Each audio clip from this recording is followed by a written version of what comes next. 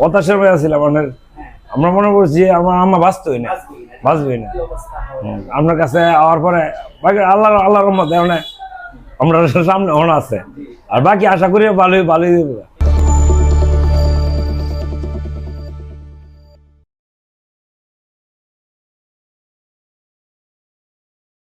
প্রিয় ভিউয়ার্স, আমরা আপনাদেরকে মাঝে মধ্যে কিছু জটিল রোগের রিভিউ দেখিয়ে থাকি।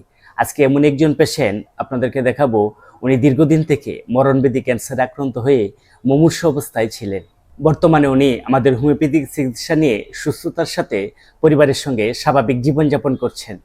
আমার নাম হলো মোহাম্মদ আল ইসলাম। আমার বাড়ির নাজের দিকে থানা খুলি আসছে। আমার আম্মার যখন এই সমস্যাটা দেখা দেয় তখন আপনার পিজিতে নেওয়া হয়েছে।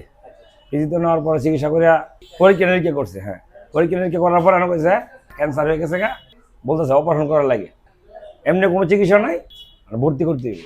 আমরা এই লোকও নাই আর এমন তৌফিকও নাই ভর্তি করার মতো। পরে ভর্তি আমরা করতে পারছি না, পরে আমরা বাড়িতে নিয়ে আসছি। আর পরে আমার এক কালাত্ত বোন বলতেছে মানান পিতা সাহেবের গেলে একটা আল্লাহ নিরহমত করে। পরে আপনার কাছে আমি প্রথম আসলাম। আমার নামটা হইল মোসাম্মদ আনুরা খাতুন। আমার বুহের মাঝে টিউমার হয়েছি ডাঞ্চারে, এটার ভিতরে গাওয়াইতো, এর ভিতরে তোমার গাজি লাইতো পুরা। আচ্ছা আচ্ছা, ব্যথা। বুকের কোন পাশে ছিল জ্বালাপোড়াটা? ডান পাশে। আসার পর থেকে আমাদের চিকিৎসা নিতেছেন প্রায় এখন 2 বছর হয়ে গেছে। তো এখন বর্তমানে আপনার পরিস্থিতি কেমন বলেন? ওখানে বর্তমান যুগে ওখানে একটু বালার দিকে আসছি। যাক আলহামদুলিল্লাহ, এখন আগের মতো এত কষ্টটা হয় না। আচ্ছা, এখন চলে ফিরে আমরা স্বাভাবিক। ওষুধ দেন যদি ঠিক মতো খাওয়া যায় যে আল্লাহর মতে ভালো। আচ্ছা আচ্ছা, এখন চলাফেরা খেলা আগের চেয়ে অনেক স্বাভাবিক আছেন তো না? ওখানে আল্লাহ বাঁচালে ভালো। মানে এটার ব্যথাটা একটু কম হয়।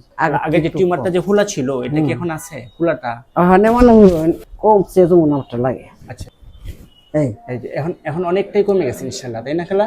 হ্যাঁ, ওখানে কম। এটা তো আগে অনেক বড় ছিল। করে উঠতে পড়ছি, করে মরা তো উঠতে হয়েছে। এখন অনেকটা মিশে গেছে ইনশাআল্লাহ। ওখানে একটু ওখানে ইয়ে হয়েছে। জি, এখন হালকা একটু আছে। আমরা আগে আমি দেখছি বড় হইয়া ফুলা দেওয়া ছিল, ছোট হয়ে কালা হইতেছে লাগে। গত 2022 সনে ঢাকা পিজি হসপিটালে ওনাকে বায়োপসি টেস্ট করানো হয়। ওনার টেস্ট রিপোর্টে উনি ক্যান্সার গ্রেড 2-তে শনাক্ত হয়েছিলেন।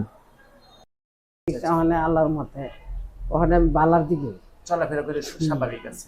চলাফেরা আল্লাহর মধ্যে মাশাআল্লাহ বয়স অনুযায়ী আমার বাচ্চা নিয়ে সুন্দর দিকে চলাফেরা করতে পারে। আল্লাহর মধ্যে মানুষ বাসার সাথে হওয়াতে অনেক চিকিৎসা চলাকালীন আল্লাহর মধ্যে স্বাভাবিকভাবে চলাফেরা করতে পারে। আলহামদুলিল্লাহ, আলহামদুলিল্লাহ আমি আগেরটা অনেক ভালো আছি।